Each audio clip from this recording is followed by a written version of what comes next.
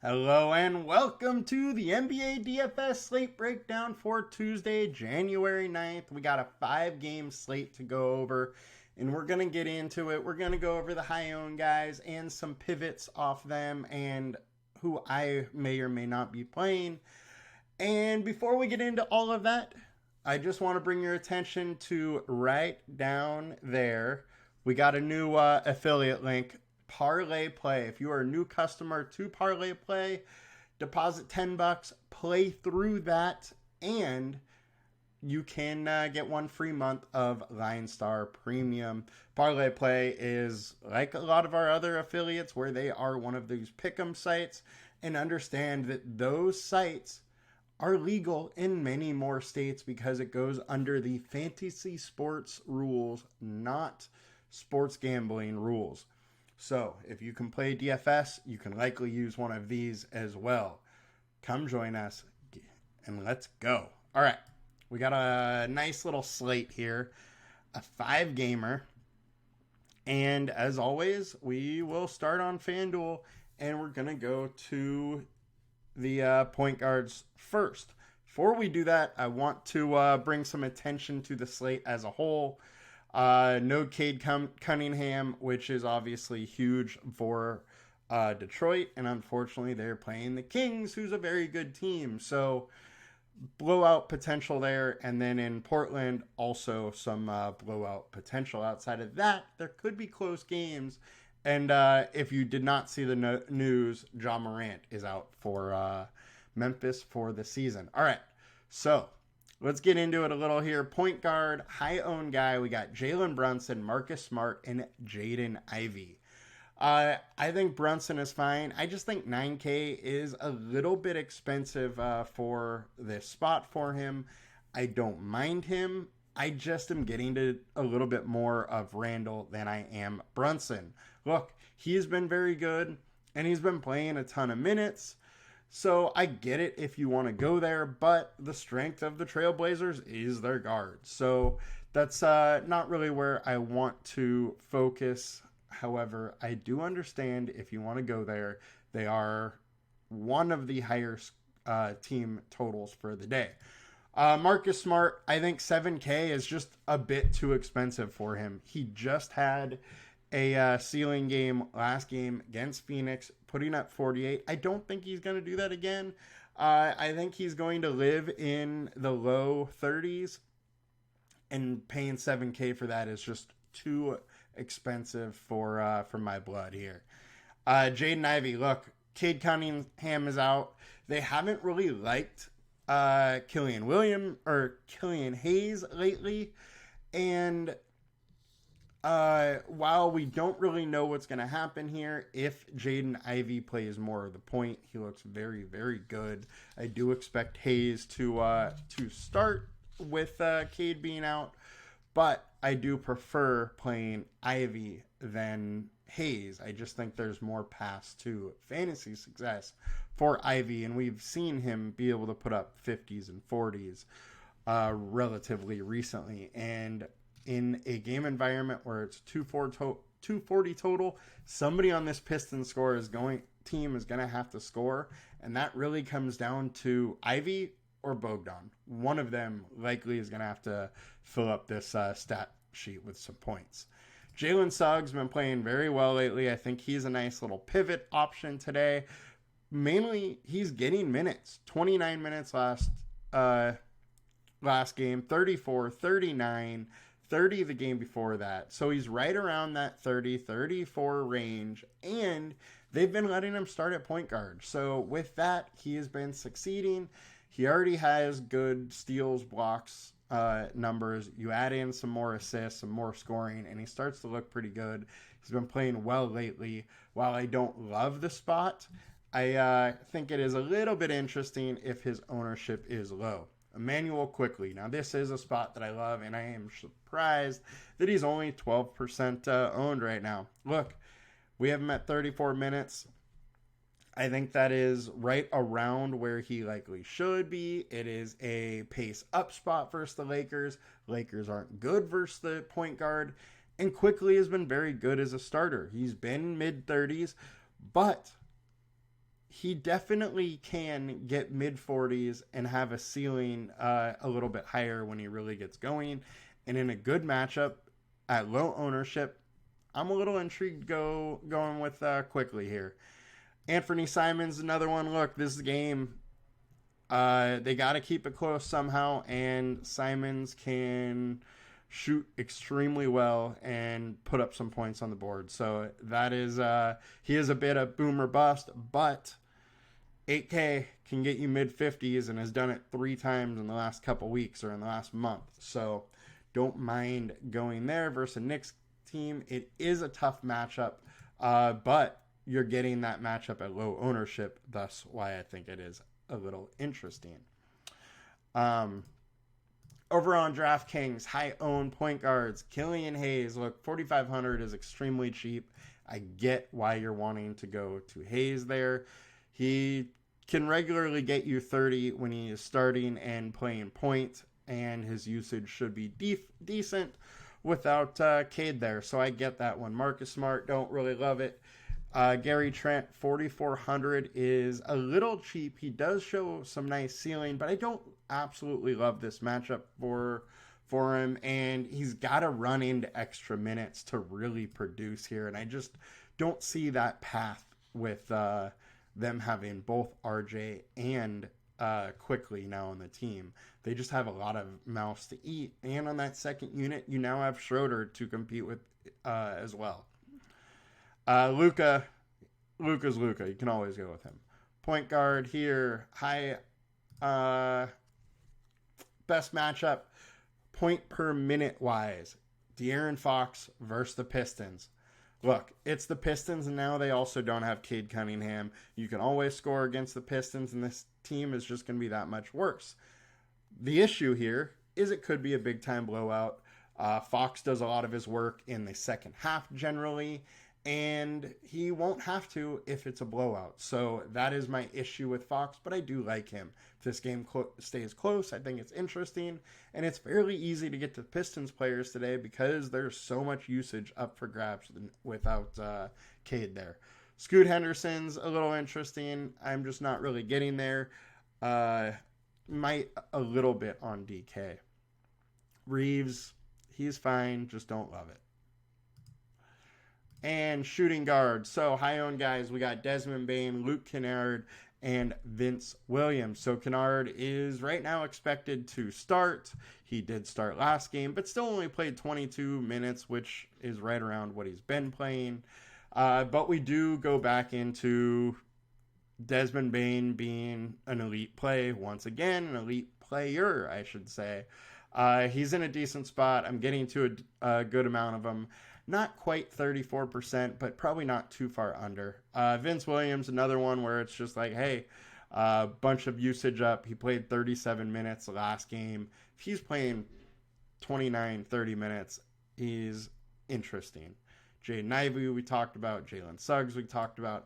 Dante DiVincenzo. I do think that there's a chance that he is the biggest benefactor of no more RJ Barrett and Quickly.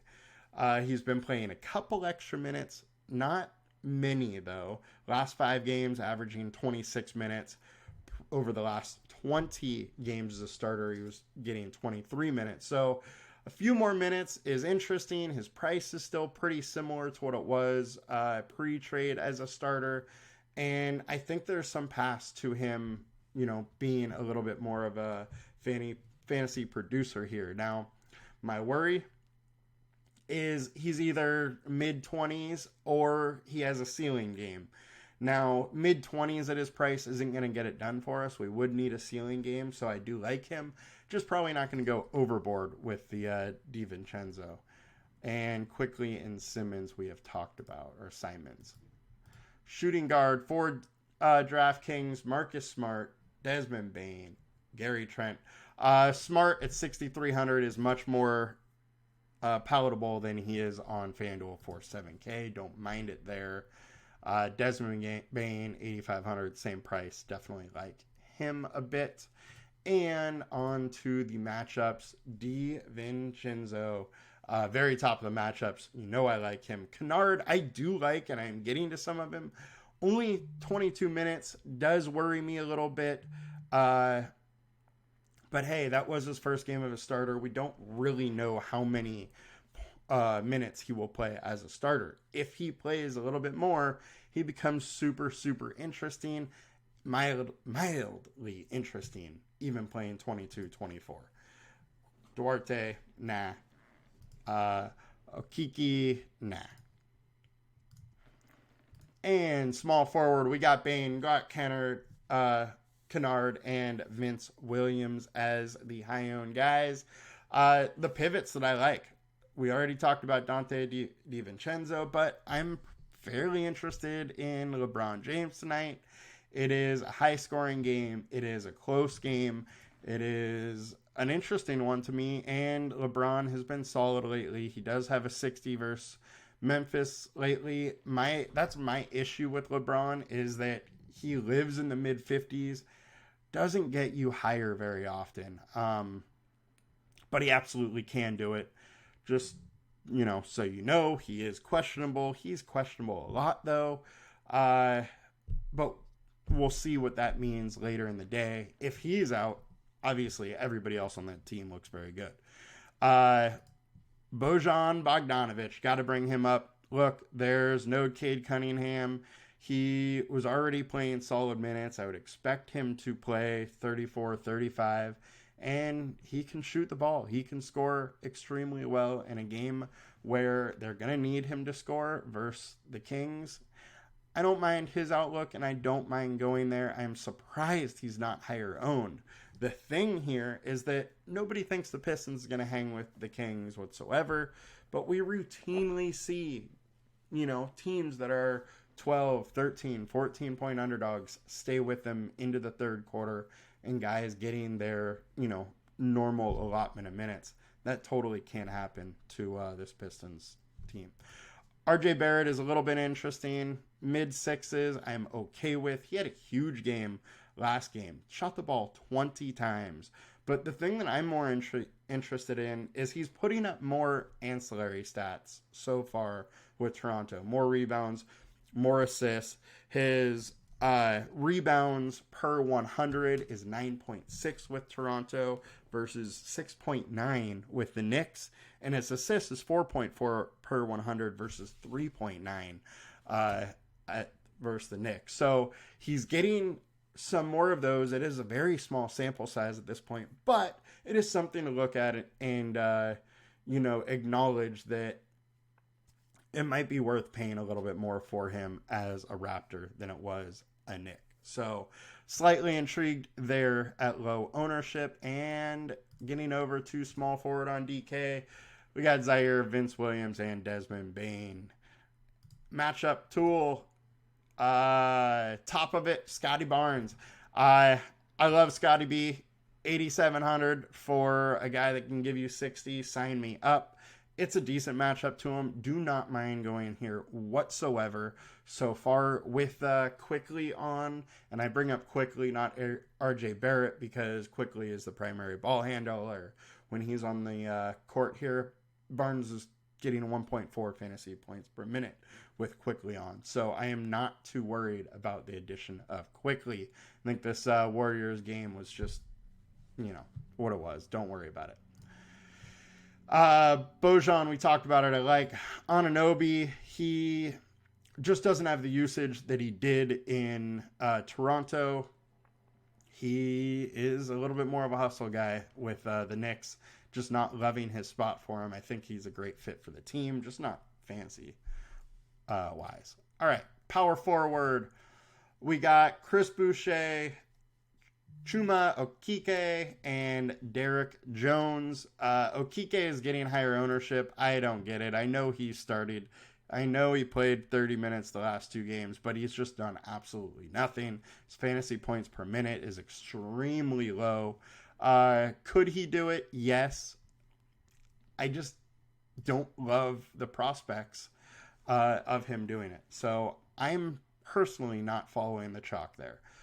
Boucher, I really like Boucher as a player, and he's got some decent run lately. 28 minutes, then 16 minutes. Without total, here's a chance that he is starting, or at least, plays a little bit more off the bench.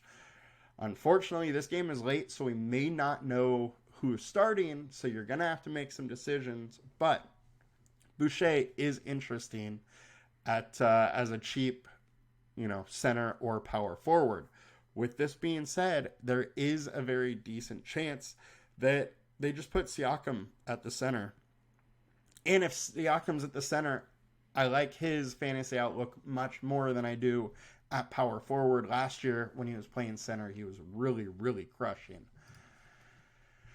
Domantas Sabonis is in just great spot versus the Pistons. Only issue here is, can they stay in this game? If they do, you're going to want some of this game. Siakam, I talked about if he's the starting center, I think he looks a lot better, but 8.2K for a guy that can, live in the mid 40s, get you 50, or get you a ceiling in the 60s is always fairly intriguing, especially when it is one of the higher scoring, closer games of the night. Got to bring up the Dwight Powell a little bit. The reason being, he's starting. He played 26 minutes and 28 minutes the last two games. I mean, starting center in an okay matchup, so I don't mind going here. My issue with Powell is I think his median projection is the most likely outcome. Or slightly above median projection. He just doesn't have many ceiling games, and Dallas is, all over the place with their minutes to center. So he's kind of hard to project, and not a ton of ceiling outlook there.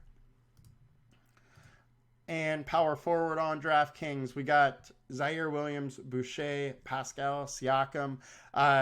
Zaire is getting minutes now off the bench, and there's no Ja. So 3,600 absolutely makes sense. He has 3 games in a row where at 3,600, you'd be fine to have him.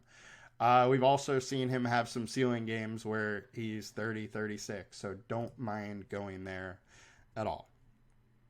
And talked about everybody else already. On to matchups. Jaren Jackson.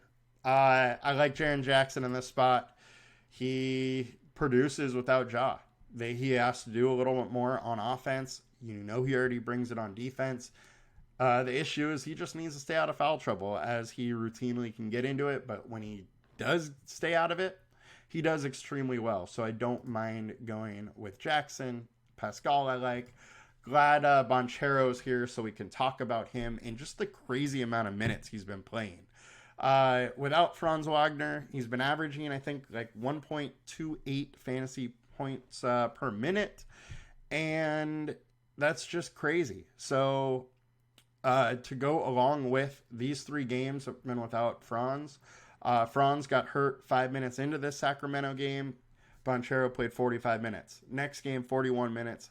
Third game, 45 minutes. So he's obviously going to be playing insane minutes. We haven't projected for 38, but that could be too low. Hard to really tell with only a 3-game sample size. I can't imagine they want to continue playing him, 41, 45 minutes, but 38 is on the very high end scale of anything we ever project. So it's hard to go over that. I don't mind going to Banchero. Don't mind bumping his projection up a little bit, say as if he was at 40 minutes. So he does look a little bit interesting, and he's been producing 64, 70, 55, 58, all really solid scores at his price. You have to go back to the 27th of December for him to not have a score that you wouldn't like at 9K. So I'm fine with playing Banchero in a decent matchup. All right, on to center spot. Boucher, Bismack Biyombo, and Domantas Sabonis are 3 I-own centers. We've talked about Boucher, talked about Sabonis, so let's go into Biyombo. Look, we're not sure if it is going to be Biyombo starting or if it is going to be Tillman. I think Tillman is a little bit better from a fantasy points per minute standpoint. But both, whoever a starter here looks decent. Both of them aren't priced too high, and I'm intrigued in either starter. Tillman, pretty similar price, 4,300 opposed to 44. So it's definitely an interesting spot going with a Memphis center starter. And outside of them, we talked about Powell, but then two others to talk about. Got Goga and his backup, Mo Wagner. So Goga, look, played 28 minutes last game, 28 the game before that. If he's playing 28 minutes, you gotta like his outlook. He can get a lot of steals, a lot of blocks, and of course, some solid rebounding numbers. So I don't mind going to him. I do definitely like going with Wagner off the bench. So he played 38 minutes 2 games ago, 25 last game.